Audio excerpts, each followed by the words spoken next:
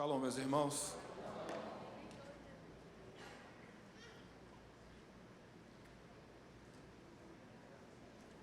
Eu confesso que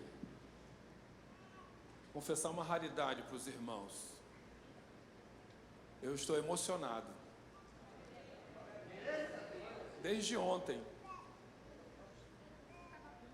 Óbvio que muito impactado pelo que o apóstolo Marcos Valério ministrou sobre a importância de uma intervenção e vincular o interventor a um libertador. E muito chocante aquelas imagens com relação ao quanto as pessoas acumulam coisas, o quanto nós acumulamos coisas. Inclusive é matéria numa área minha científica, que é ir em busca de algumas respostas para promover alívio para algumas pessoas que têm a patologia de acumular coisas. E isso me impactou muito, devido à unção do apóstolo Marcos Valério. Logo depois veio o pastor Ayub, que também abordou algo muito profundo sobre também o libertador José, mas que o cerne, a conduta que o pastor Ayub falou foi que algumas coisas poderiam ser evitadas. Isso, para a nossa vida, algumas coisas poderiam ser evitadas. Obviamente, o Eterno já havia previsto o que haveria de acontecer com José, desde Abraão e Isaac. Mas fiquei impactado. Mas o que muito me emocionou ontem foi a atitude do meu apóstolo, o apóstolo Teté, o meu libertador. Isso me emocionou profundamente. Porque a parte de me emocionar, eu temi o que aconteceu ontem aqui. Mas temi a ponto de aí é muito raro eu chorar. Eu chorei ontem. Com Delaísa eu estou me tornando ser humano. Mas por que eu chorei quando o apóstolo Teté tirou a camisa? É óbvio que, como neurocientista, analítico comportamental, ver, pelo menos tentar imaginar o que as pessoas interpretam sobre comportamentos, eu estava associando ao tirar a camisa ao como uma palavra, uma unção desconstruiu um complexo que ele tinha, que era ele tinha um complexo de ficar sem camisa, que era muito magro. E ele tinha mecanismos de autoproteção em chegar mais cedo no campo, vocês lembram de ontem, só para ele jogar bola de camisa. E aí quando ele tirou a camisa, alguns de nós até riram, tiraram foto e tal, mas engraçado, eu particularmente não associei aquele ato do meu apóstolo como sendo uma ativação sobre memória de alguns complexos que eu venci. Não veio isso no sentido de pensamento automático, apóstolo. Sabe o que veio? Veio a figura de Noé. E quando eu vi o senhor tirar a camisa, eu gritei dentro dizendo assim: eu não quero ser cão em ter acesso à nudez do meu pai de forma inapropriada. Eu quero ser como Sem e como Jefé, que mesmo tendo acesso à nudez do seu pai, teve o cuidado de protegê-lo. E eu chorei. Então, eu estou emocionado de novo, é muito chato isso. Apóstolo, do que eu puder fazer para, obviamente, aspas, protegê-lo no sentido de resposta de conduta, eu farei em nome de Jesus, porque eu temi ver a sua nudez, coisa que só Deus vê e sua esposa vê no seu quarto. E o que o senhor fez ontem foi muito forte. Não foi motivo de gozação, não foi nada, foi... Gente, nós tivemos a nudez, nós tivemos acesso à nudez do nosso pai espiritual. E sabe, algumas das nossas questões e crises profundas que temos é que nós tivemos o acesso à nudez dos nossos pais de forma tão equivocada, de tão errada, que a maioria dos nossos problemas foi exatamente porque nós tivemos acesso à nudez dos nossos pais quando nós não deveríamos ter. E nisso nos causou prejuízo. Não que eles quisessem estar nus diante de nós, mas para alguns foi o máximo que os pais, nossos pais, puderam dar, que foram os acessos. E eu gostaria de dizer que nós temos um interventor em nome de Jesus, que é o apóstolo Teté. Um interventor como Abraão, que saiu da terra dele, foi para uma terra onde o Senhor havia de dizer, e o objetivo foi cumprido por Abraão. Nós temos um José, que é o Teté, e tantas e quantas vezes foi humilhado na vida e jogado em calabouços pelos seus próprios irmãos, em nome da religiosidade, do preconceito, mas o próprio Eterno, o Deus Todo-Poderoso, o tirou de lá e o colocou para sentar entre os príncipes. Mas também nós temos um Moisés, Teté,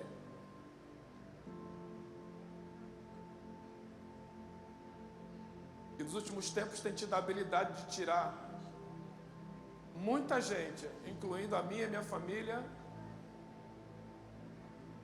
de verdadeiros calabouços espirituais e emocionais, escravidões. Gratidão, apóstolo Teté, e perdão por essas minhas fragilidades expostas, mas eu tinha que dizer isso porque nós temos que temer muito ter acessos a nudezes de pessoas. E nessa noite, dentro do tema desapego, o assunto será a importância do dizer adeus. O quanto é desafiador dizer adeus para algumas coisas na nossa vida.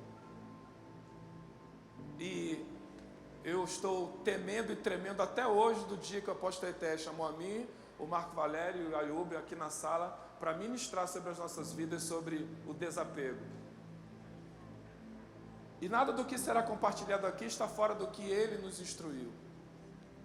Aparentemente uma repetição, contudo o cérebro aprende por repetição. Mas o que fará toda a diferença aqui é a unção que será derramada sobre a vida de cada um de nós, em nome de Jesus. Eu estou com essa mochila que representa aquilo que carregamos durante muitos anos, e eu pedi para o pastor Marcelo trazer sacos de lixo, porque enquanto eu estiver falando, ou enquanto durar o culto hoje, você trouxe lixo, se você trouxe alguma coisa para pôr no lixo, aproveite para jogar os seus lixos hoje, ali, em nome de Jesus. Enquanto eu estiver falando, escreva alguma coisa que você precisa desapegar. Aprenda uma coisa: não espere que o que te afeta saia da sua vida, porque aquilo que te afeta não tem interesse de sair da sua vida. A recomendação das Escrituras é: mova isso da sua vida, retire isso da sua vida em nome de Jesus, que de repente pode ser o seu maior enfrentamento. E como base desse início de discurso, Filipenses capítulo 3, versos 13 e 14, o apóstolo Paulo escreve para os judeus em Filipos e para os gentios e gregos já convertidos ao messianismo.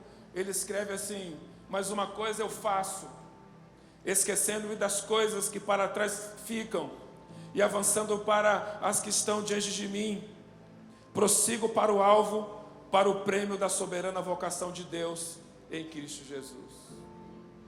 Meus irmãos, eu também não posso excluir uma informação.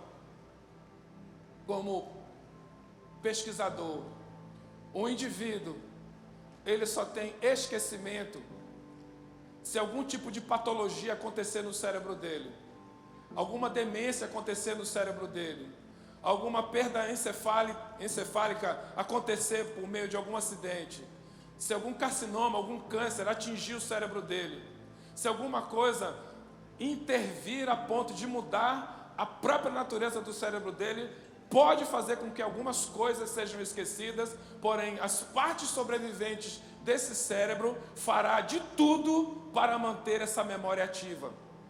O que é que eu estou dizendo? Eu estou dizendo o seguinte, que quanto mais qualquer indivíduo tenta esquecer qualquer coisa, principalmente aquilo que o afeta, muito mais forte está aquilo a qual ela quer esquecer. Porque de forma desesperada, o cérebro desse indivíduo vai querer resistir a qualquer contraponto de esquecer aquilo que afeta. Mas algo importante eu tenho a dizer para vocês, em o nome de Jesus de Nazaré. Só existe uma coisa capaz de drenar as forças daquilo a qual você, até o dia de hoje, estava insistindo em esquecer. O nome disso que o Eterno colocou na palavra, em Gálatas capítulo 5, 23, é o domínio próprio. Mas o domínio próprio não se confunde com equilíbrio, porque o equilíbrio qualquer ser humano, ele pode ter, mas o domínio próprio só tem uma fonte, que é o fruto do Espírito.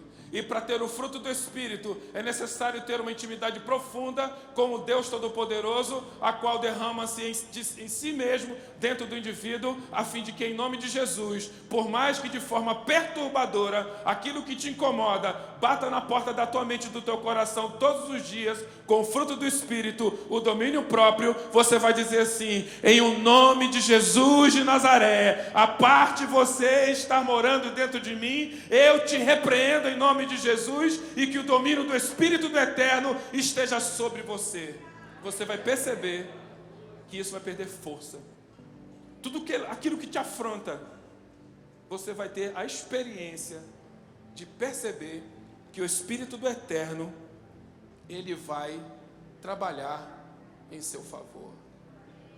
Mas para que isso aconteça, é necessário ter uma mente transformada, que é o que está em Romanos, capítulo 12, verso 2, que diz: e não sede conformados com este mundo, mas sede transformados pela renovação do vosso entendimento, para que experimenteis qual seja a boa, agradável e perfeita vontade de Deus.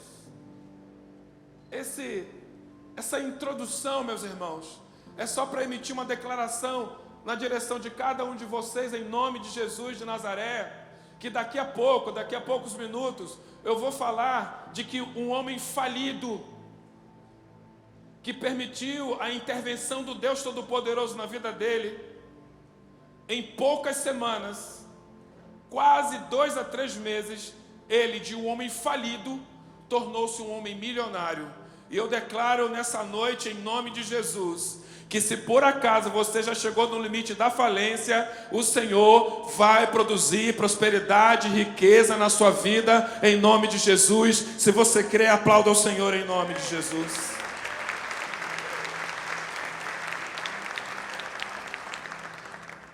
Mas para isso acontecer, faz-se necessário você entrar num enfrentamento. Que enfrentamento é esse? Inclusive, se alguém quiser começar a jogar lixo, não me atrapalhe em nada. Vai jogando lixo no saco, em nome de Jesus. Irmãos, vocês já prestaram atenção que aquilo que afeta a sua vida é desnecessário para a sua vida? Você já prestou atenção que aquilo que você retroalimenta dentro do seu interior, ele não tem nenhuma necessidade vindo da sua parte?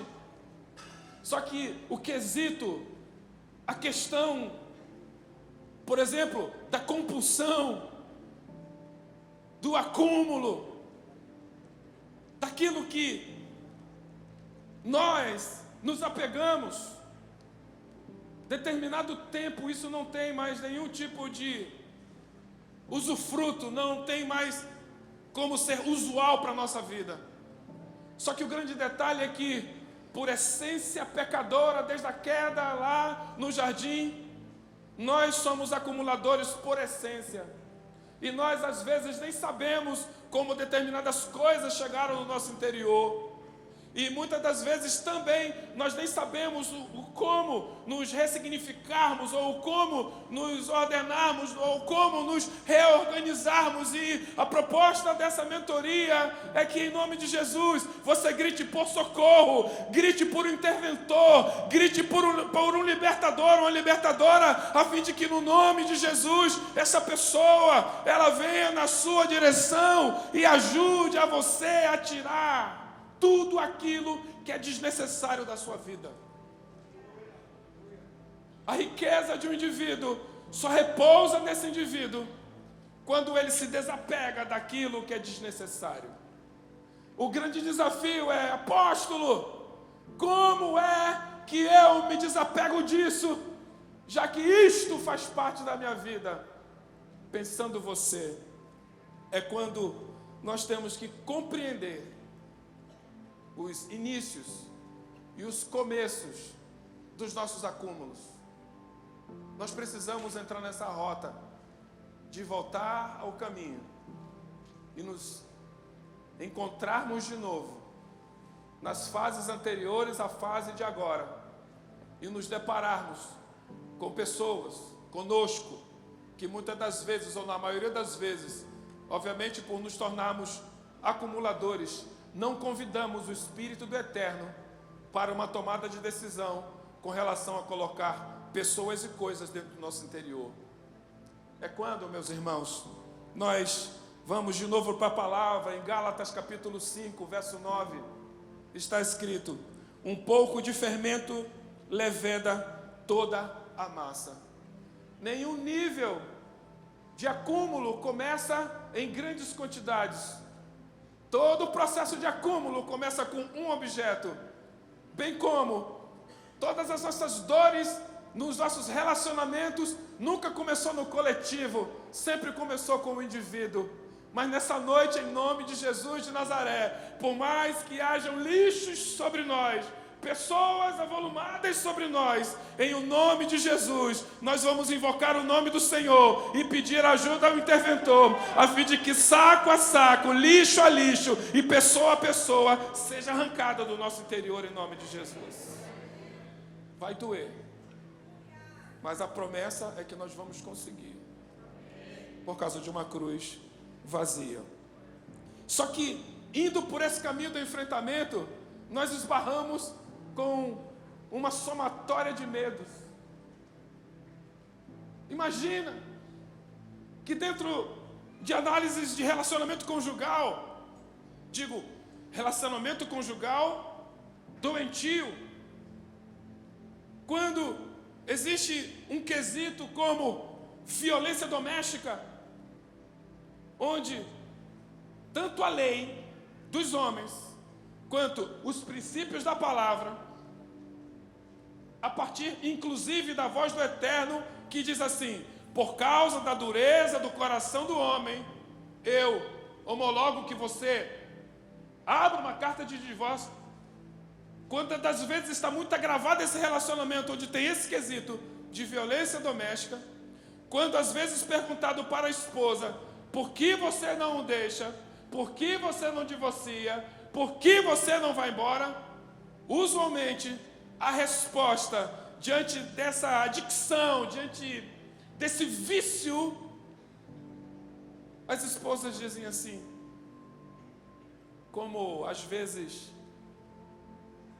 como uma vez os discípulos disseram assim para Jesus, depois dele indagar a seguinte questão: as pessoas não estão me acompanhando porque elas estão dizendo que o meu discurso é muito pesado. Jesus disse para as pessoas.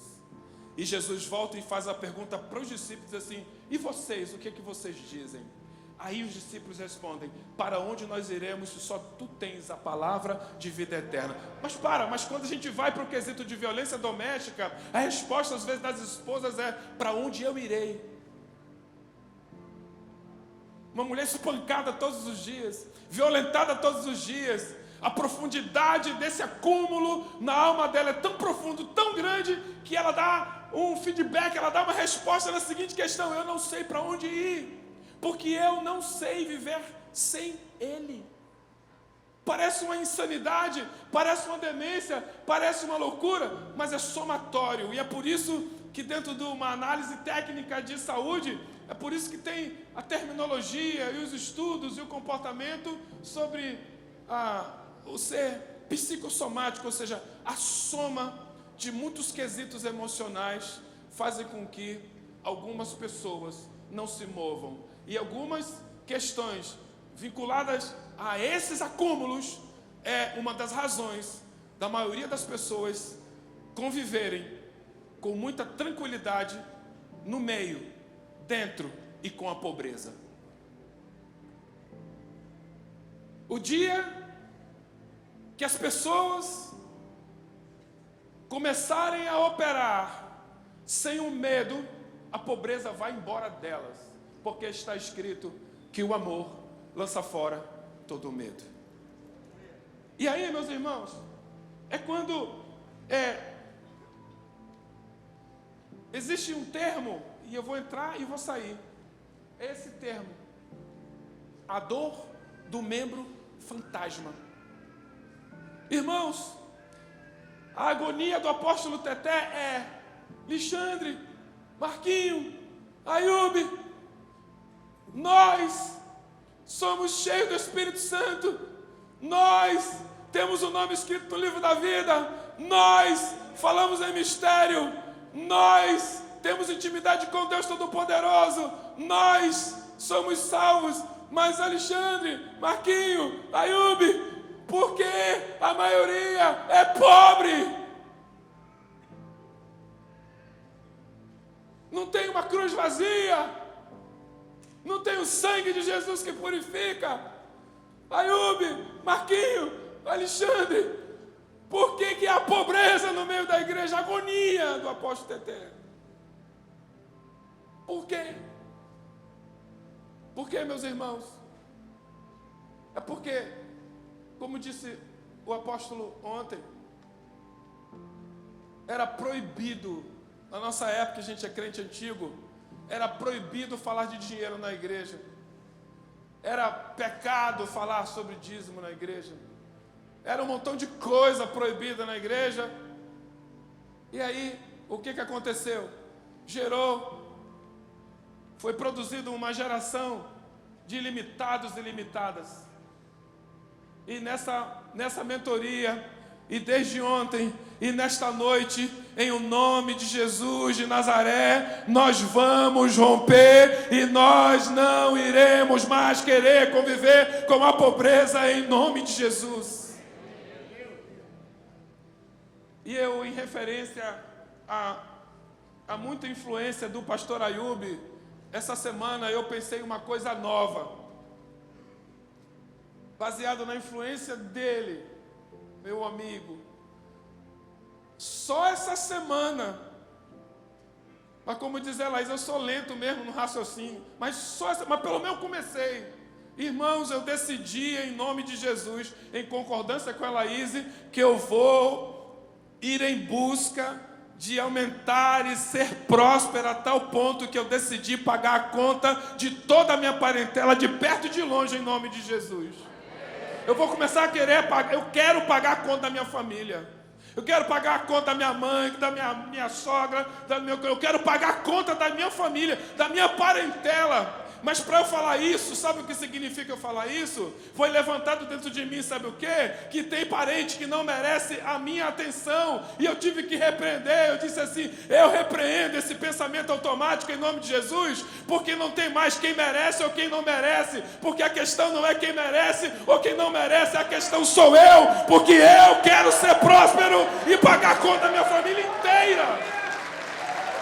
E é o desafio que você queira isso também, porque Ayub disse assim, na oração do círculo das senhoras, há anos atrás: Deus manda um rico, como é? Deus manda alguém para pagar a conta. Aí ele disse assim,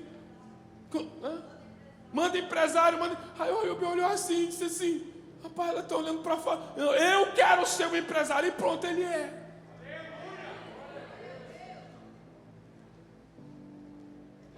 Seja pagador da conta da igreja, seja pagador da conta da sua família, seja pagador de conta em nome de Jesus.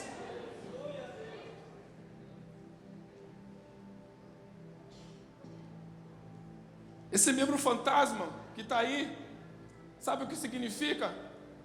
Significa o seguinte: que Ele levou sobre si as nossas dores. O castigo que nos traz a paz estava sobre Ele, pelas suas pisaduras nós fomos sarados, amém? Isso é Isaías. Mas o fantasma disso tudo é que nós continuamos com dores, nós continuamos afirmando que somos doentes e nós continuamos a ser pobres, significando o quê? Que o fantasma é mais poderoso do que o decreto de Deus na nossa vida. Por isso, nessa noite, em nome de Jesus, será mais forte o decreto de Deus do que qualquer tipo de fantasma que esteja assolando o teu interior. Hoje esses fantasmas vão embora em nome de Jesus. A religiosidade é tão incrustada no nosso interior, em falando de fantasma, que Jesus, o Messias, manda os discípulos atravessarem o mar. E está escrito que veio a grande tempestade. E lá vem o Messias andando por sobre o mar. Só que a religião, o misticismo, o que disseram para eles, foi tão forte, tão poderoso, que mesmo andando com o Messias, Pedro gritou: é um fantasma. Irmãos, quando nós confundimos os nossos interventores e libertadores em Cristo Jesus como fantasmas, como bem disse o apóstolo ontem, a nossa leitura automática é nosso inimigo. Mas quando nós passamos a compreender que aquele que está intervindo, que aquele que está declarando que as nossas torrentes, as nossas cadeias, as nossas montanhas, elas irão cair por terra, nós começamos a interpretar como sendo alguém enviado pelo Messias, a nossa vida começa a mudar. E a nossa vida precisa mudar hoje, porque os nossos interventores e libertadores são nossos amigos, levantados por Deus. E por favor, em nome de Jesus, uma das características de um homem pobre, de uma mulher pobre, é falta de humildade.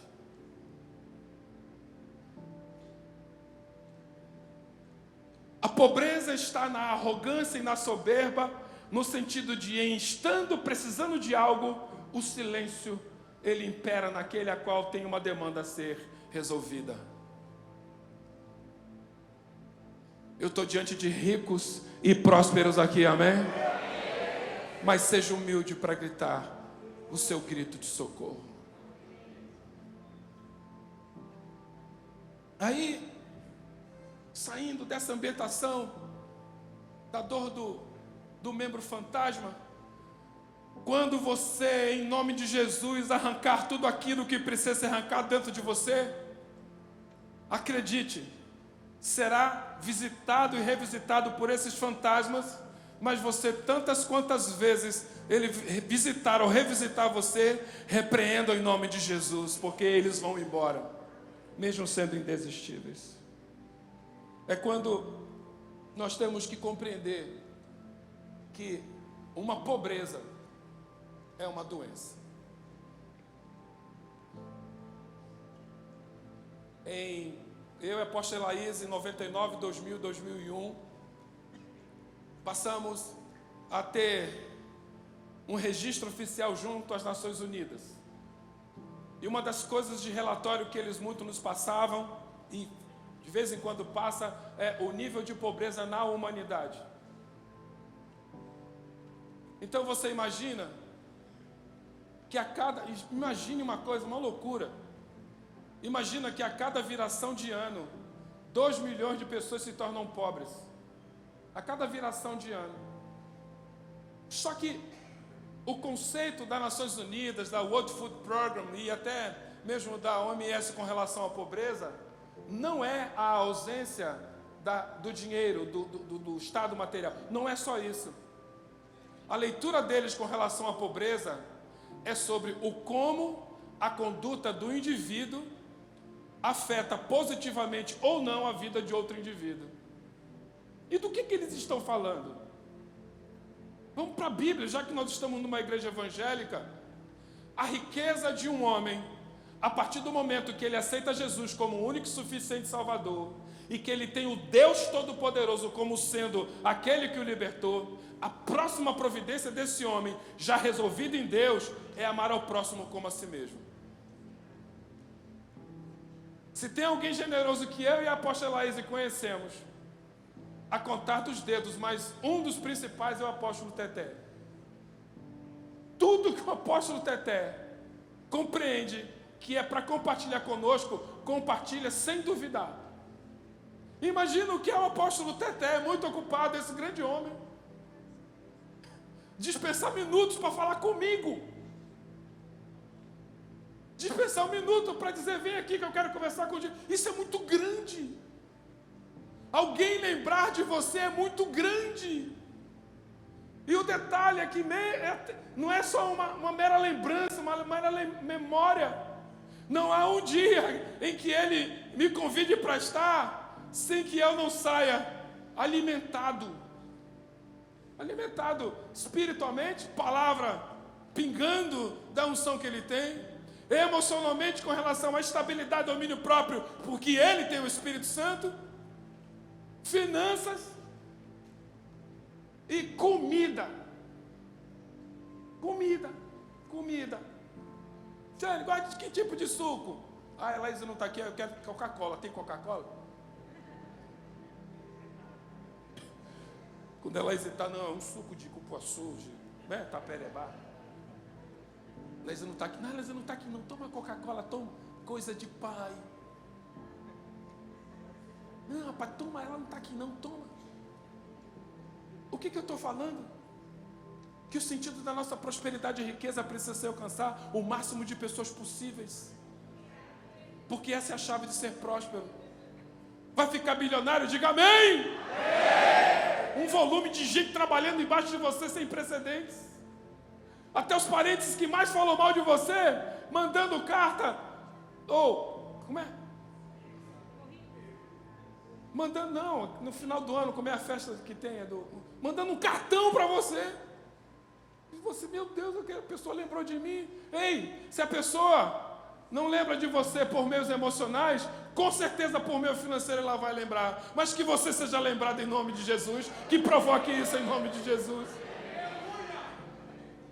Mas a pobreza é uma doença. E ela causa doenças espiritual, emocional, no físico e nas finanças. Eis aí, no espiritual, por ser uma intervenção maligna, nos adoece com o espírito e nos torna inadimplentes. Inadimplência nos tributos bíblicos não é simplesmente uma negligência financeira. A inadimplência nos tributos bíblicos é um nível de possessão demoníaca, sim, meus irmãos. Porque quem é inadimplente nos tributos que são santos, que são prescritos pela Torá, pela palavra, que são questões espirituais, a inadimplência disso significa uma intervenção do maligno sobre a vida daquela pessoa. E é por isso que uma pobreza, ela é uma enfermidade espiritual no quesito a qual nós estamos colocando aqui. Não seja inadimplente nas primícias, nos dízimos, nas ofertas, nos votos, nas semeaduras, em hipótese alguma. E se for, já sabe, segundo a instrução daqui, pela palavra, que há uma intervenção maligna. E intervenção maligna em corpo de pessoas, o nome disso é possessão. Pode não ter uma manifestação, segundo nós vemos pela televisão, no sentido de... Mas pode prestar atenção, que as portas e o teto passam a ser de bronze. E o nome disso é possessão. Quando a pobreza é uma doença na alma, significa que a primeira providência na alma para quem é doente da pobreza é a avareza, que não permite que cumpramos o segundo grande mandamento. E a partir do momento que as pessoas não cumprem o segundo grande mandamento, atenção, elas se tornam ansiosas, porque ansiedade, até mesmo dentro da ciência, significa o indivíduo decidiu andar sozinho e não pedir ajuda de ninguém. E a depressão dentro da própria ciência significa isso, ele não quer ajuda de ninguém.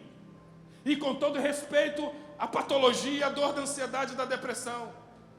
Porque quando nós vamos falar com um ansioso e perguntamos: quem você chamou para perto de você? Demorou muito, eu fui. Ou alguém trancado num quarto no escuro, por que você está assim? Ela vai vincular a algum tipo de ausência de pessoa. Quando associamos pobreza às questões físicas, irmãos, por exemplo, atenção, na pobreza emocional de pais derramando atenção e amor sobre crianças, imediatamente o corpinho dessa criança começa a ter febre, a imunidade dela vai lá para baixo, começa a vir uma gripe, começa a vir uma agitação, e quando a gente percebe, nós estamos no hospital infantil, e às vezes nós pensamos que é um vírus que tem na cidade, quando na verdade as nossas ausências, que promovem pobreza relacional nos nossos filhos, é a principal causa. E aí, meus irmãos, quando nós falamos sobre isso, e alcançamos que a pobreza atinge as finanças, há sim uma doença crônica, e principalmente nos últimos dias, para quem, por exemplo, tem uma MEI, microempreendedor individual. Irmãos, quem tem MEI aqui, interprete como sendo um teste, o seu maior desafio, porque está escrito o seguinte: se você for fiel no pouco, no muito eu te colocarei. E por incrível que pareça, a inadimplência das pessoas que têm MEI é tão grande que demonstra claramente que elas não têm condições de ser empresário, quanto mais ser alguém que possa ter uma empresa e que represente uma questão de abertura de campo de trabalho para alguém. A doença da pobreza nas finanças gera falência, tanto na pessoa física quanto na pessoa jurídica. E aí, quando tudo começou e onde nos encontramos hoje? Irmãos, enquanto eu estou falando aqui, e já percebeu que eu estou com uma mochila aqui, como ato profético, de que em nome de Jesus nessa noite você vai precisar tomar uma atitude diante do Deus Todo-Poderoso e abrir essa mochila velha e começar a colocar no lixo tudo aquilo que é desnecessário na sua vida, em nome de Jesus. E aí você pode perceber que é uma condição intrauterina até a vida de terceira idade, a velhice. E aí a pergunta é: quando tudo começou e onde nos encontramos hoje? Ontem o apóstolo Teté mencionou algo sobre o que falaram para nós com relação à pobreza, com relação à riqueza. Muitas das vezes nós nos gabinetes ou em outros lugares ouvimos que tanto homens quanto mulheres já na vida adulta estão paralisados na sua infância porque papai e mamãe falou isso, falou aquilo. Meus irmãos, essa noite, para quem teve papai e mamãe que só deu o que deu, mas de uma certa forma você está travado hoje, em nome de Jesus, hoje é o dia de você pedir perdão do seu pai e da sua mãe. Não há como transferir essa culpa para eles, não há como culpá-los por absolutamente nada, porque não havia dolo naquilo que eles estavam falando e fazendo conosco. Não havia dolo significa assim, eles não planejaram nos desconstruir. Dolo é planejar fazer algo contra. Eles não planejaram, por exemplo, a gravidez que é indesejada. Mas o senhor não sabe quem foi o meu pai. Meu pai me violentou, o meu pai me bateu. Aí você, violentado e espancado, você sabia que alguém violentou e espancou seu pai e a sua mãe também? Você sabia disso? Porque não há como não pensar que alguém, quando faz alguma coisa na direção de outro alguém, ele aprendeu com alguém antes dele, seja para o bem ou seja para o mal.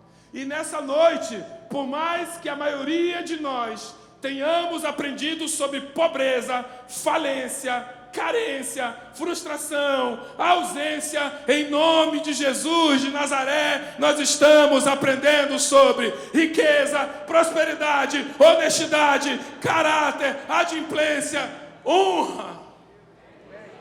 E isso é mais poderoso do que qualquer outra coisa. O que na neurociência se chama sobreposição.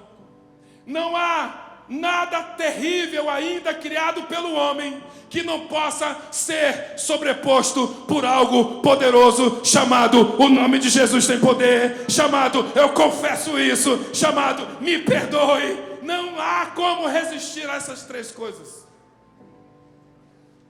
Nós vamos sair daqui aliviados das nossas cargas em nome de Jesus, mas bem como recomendou o apóstolo Teté, nós não temos que sair com as mochilas vazias. Nós temos que sim tirar o que nós estamos acumulando, mas a instrução apostólica e bíblica é: tirou uma coisa suja, põe uma coisa poderosa limpa. Confessou um pecado horroroso, confesse santidade para a honra e glória do nome do Senhor Jesus. Está inadimplente na primícia, dízimo, oferta, voto e semeadura. Coloque algo, uma meta, um dia, uma hora, para que você possa dizer assim: Satanás, eu já sou do mundo espiritual, primiciante, dizimista, ofertante, e você nunca mais vai jogar isso na minha cara.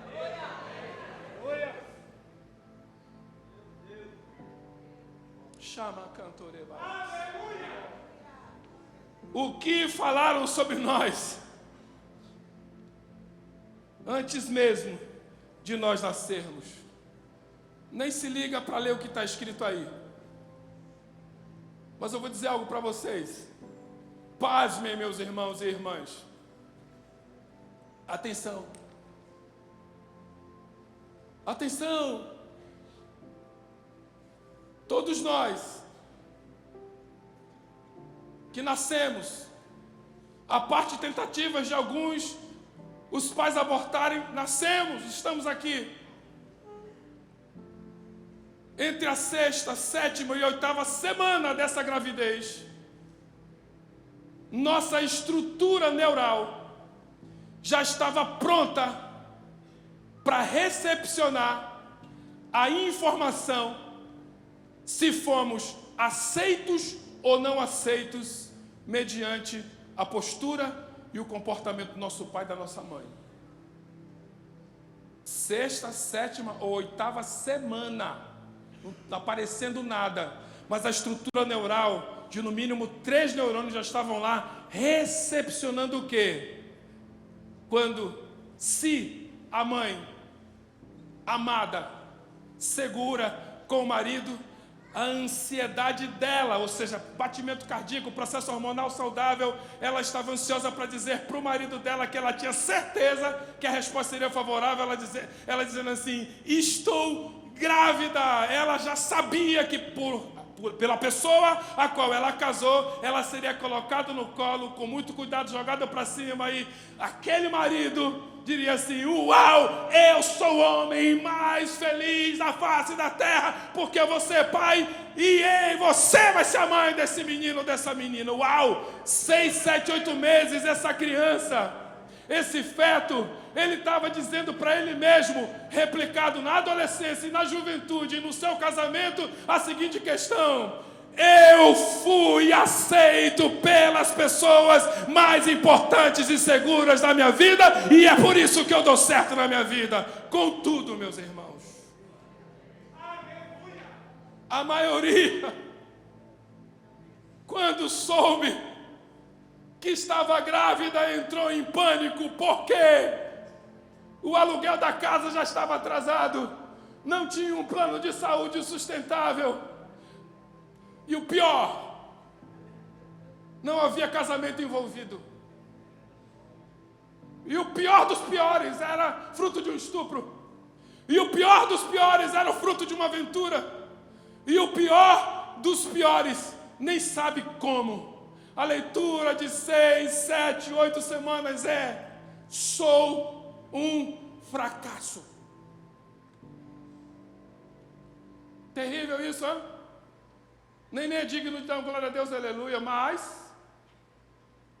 isso é a ciência que diz e o comportamento desprovido do Messias. Eu tenho uma boa nova para dizer para você. Salmo 139, 15 e 16 diz: os meus ossos não te foram encobertos, quando no oculto fui feito e entretecido nas profundezas da terra. Os teus olhos viram o meu corpo ainda informe, e no teu livro todas essas coisas foram escritas, as quais em continuação foram formadas, quando nem ainda uma delas havia. E eu declaro em nome de Jesus aqui para todos os ouvintes, a parte como você tenha sido gerado, formado, a palavra de Deus que diz que antes disso tudo acontecer, o Eterno já havia escrito todos os teus dias aqui na terra e consolidado pelo Messias. Assim diz o Senhor nessa noite: você é mais do que vencedor, você vai sair da pobreza, você é influente, a sua vida vale muito, você é a noiva do Deus Todo-Poderoso e não tem contra-argumento, porque você é a menina dos olhos do Deus Todo-Poderoso. Não importa quem é o seu pai, não importa quem é a sua mãe, você é mais do que vencedor por aquele que te amou.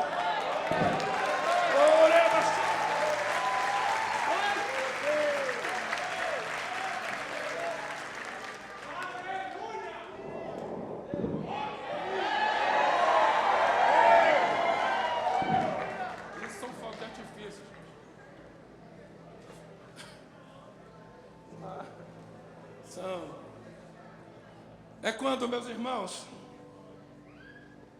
o desfecho dessa história. O desfecho dessa história. A história de Gideão. Um homem falido que se tornou milionário.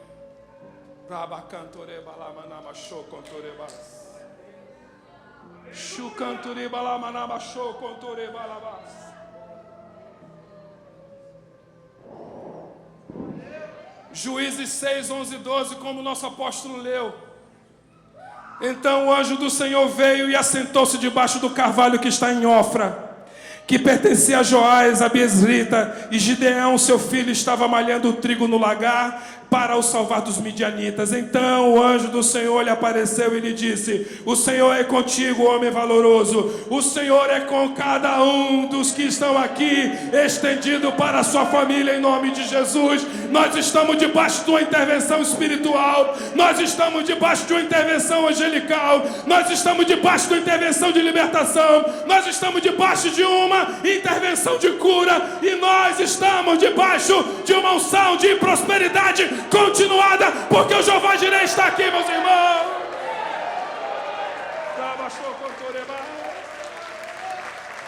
13 e 14 diz: mas Gideão lhe respondeu: ah, Senhor meu, se o Senhor é conosco, porque tudo isso nos sobreveio, e que é feito de todas as maravilhas que nossos pais nos contaram, dizendo: não nos fez o Senhor subir do Egito, porém agora o Senhor nos desamparou e nos deu nas mãos dos midianitas.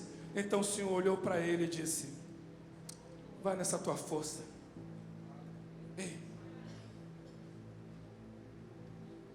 faz assim com seus pés aí, ó. Abaixa a frustração, abaixa a frustração em nome de Jesus. Em nome de Jesus, frustração, você está embaixo dos meus pés.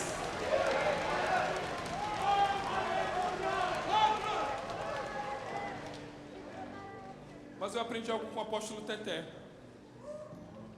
Aprendi algo com o apóstolo Teté. Nós somos especialistas. Atenção. Atenção. Nós somos especialistas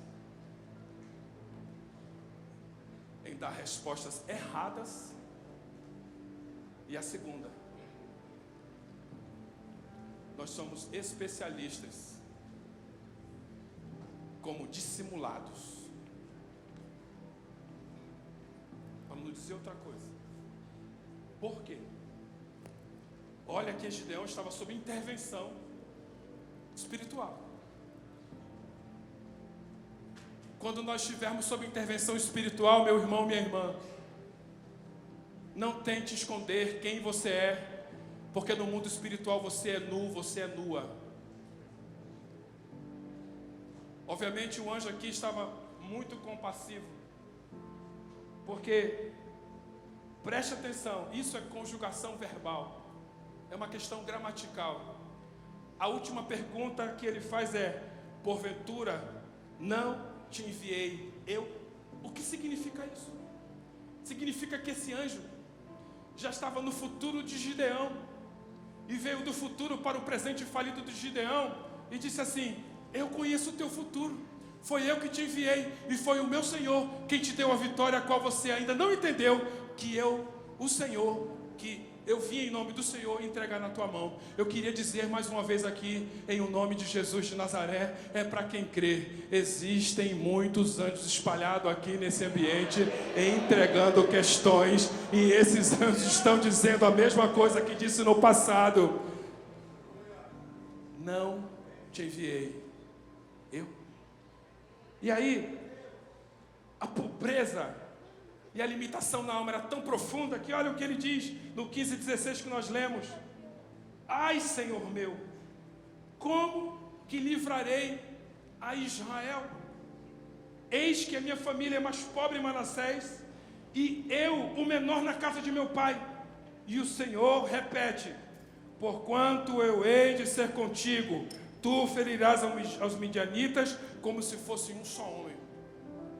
Não tenha medo dos intimidadores em nome de Jesus. Não tenha medo daqueles que cobram alguma coisa de você, mesmo eles tendo razão de cobrar aquilo que precisa ser cobrado de você, porque você precisa pagar.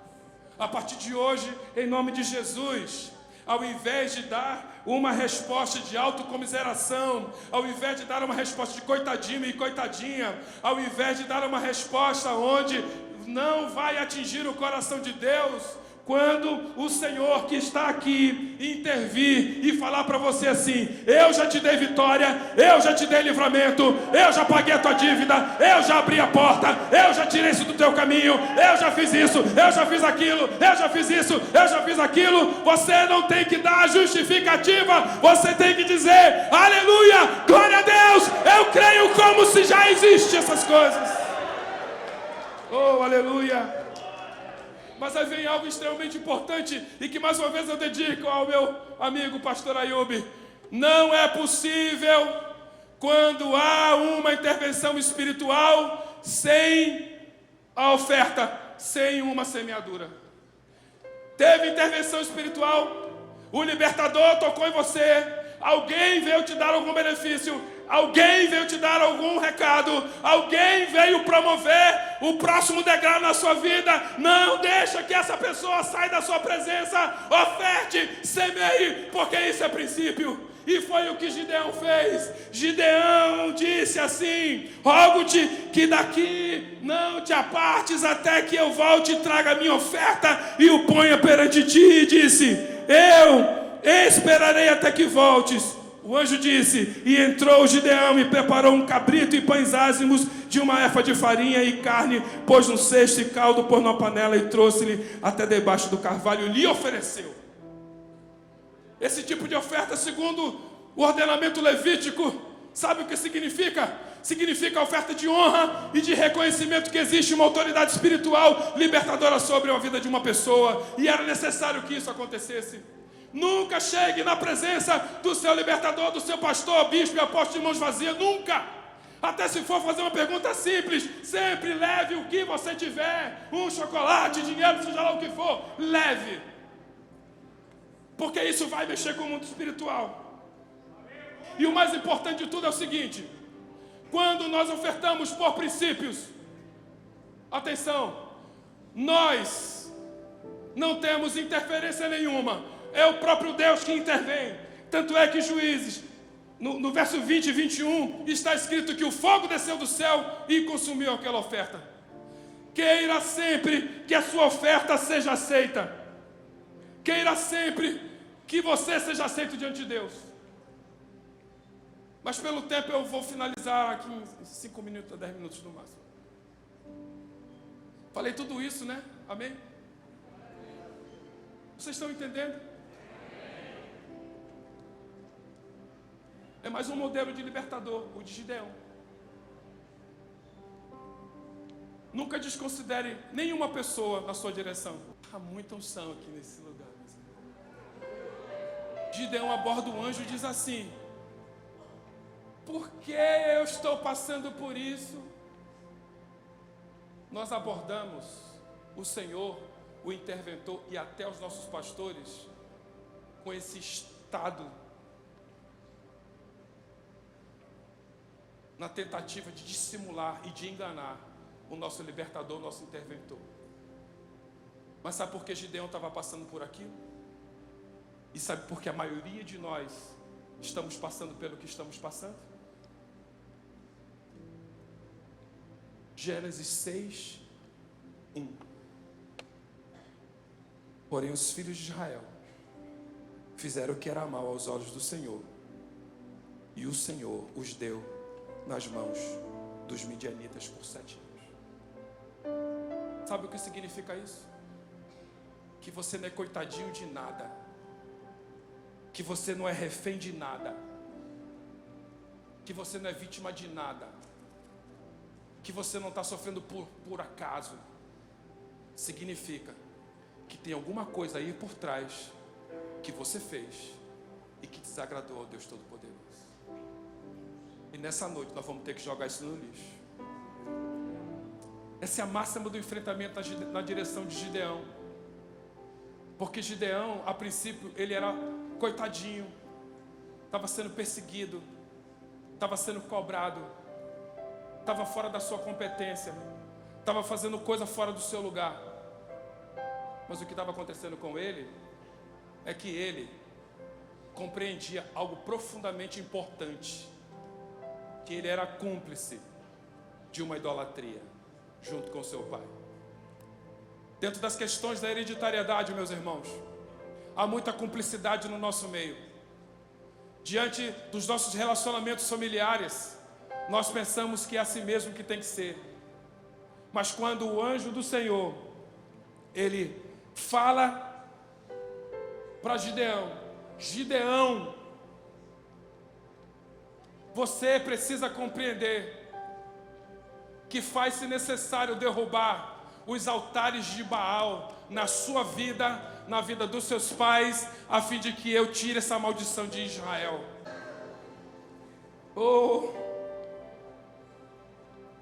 Eu vou finalizar mesmo com a recomendação de que nós temos que dizer adeus. Nós temos que dizer adeus à falta de perdão. Nós temos que dizer adeus à desonra. Deus abençoe. Nós temos que dizer adeus à amargura. Nós temos que dizer adeus à cólera, à gritaria, à blasfêmia, à confusão, a sermos briguentos, a sermos contendeiros, a odiarmos o nosso parente. Nós temos que dar adeus para tudo isso. As malícias, as mentiras. Mas o principal desapego da nossa vida hoje é nós nos desapegarmos das obras da carne. As quais são adultério, fornicação, impureza, lascívia, idolatria, feitiçaria, inimizade, porfia, emulações, iras, pelejas, dissensões, heresias, invejas, homicídios, bebediços, glutonarias e coisas semelhantes a essas.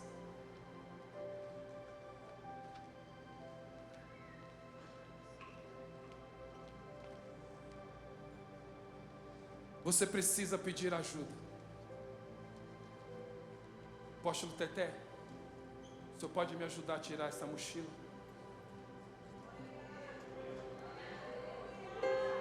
Nós precisamos de ajuda para tirar as mochilas. Tire a mochila. Ele tira, mas quem joga fora é o dono dela. Pode jogar que não tem nada que quebre aí.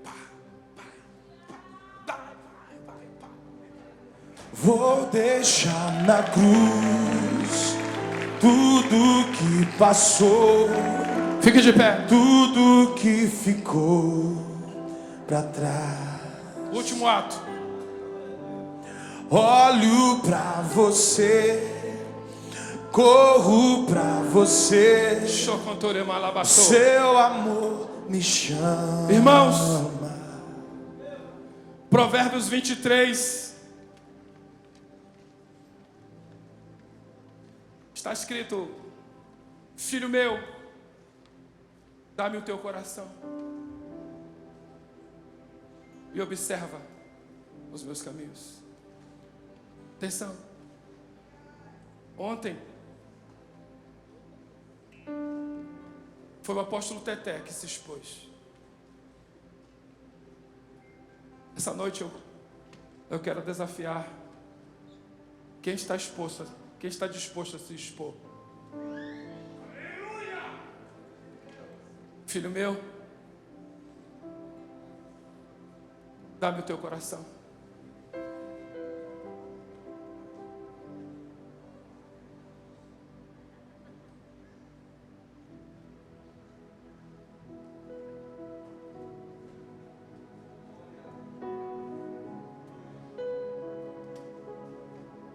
O Senhor quer o meu coração, Senhor?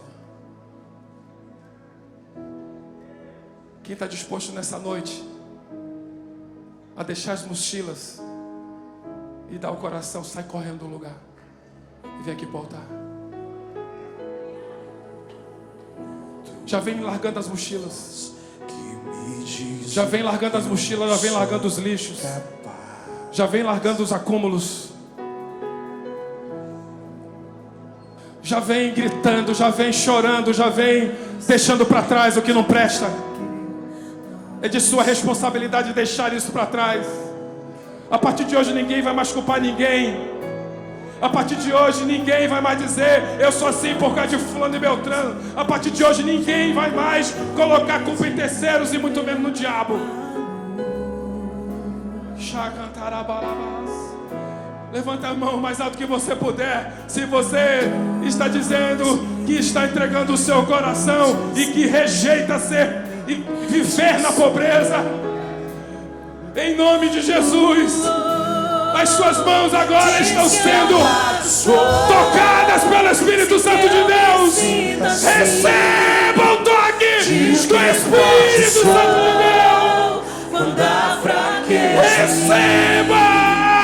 Que seguro estou. Entrega o teu coração a Deus. Entrega hoje. Sejam livres das vossas mochilas. Sejam livres dos vossos pesos. Sejam livres das vossas culpas. Perdoe, pai. Perdoe seu filho, pai. Mamãe, perdoa seu filho, mamãe. Filho, filha, perdoa seu pai. Perdoe o pastor, perdoe o apóstolo, perdoe meus irmãos.